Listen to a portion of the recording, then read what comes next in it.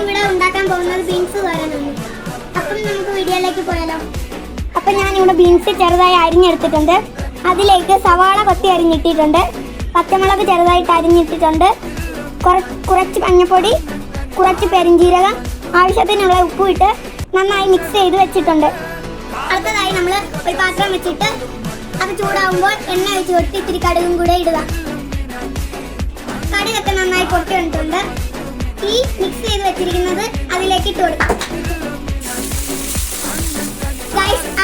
ഇത് ബീൻസിനകത്ത് നമ്മൾ ഇട്ട് തേങ്ങയും കൂടി ഇട്ടായിരുന്നു, അത് പറയാൻ നിങ്ങളോട് മറന്നുപോയി ഞാൻ. അപ്പൊ നമ്മൾ ബീൻസ് ഇട്ട് കൊടുത്തിട്ടുണ്ട്, നന്നായി ഇളക്കി കൊടുക്കാം.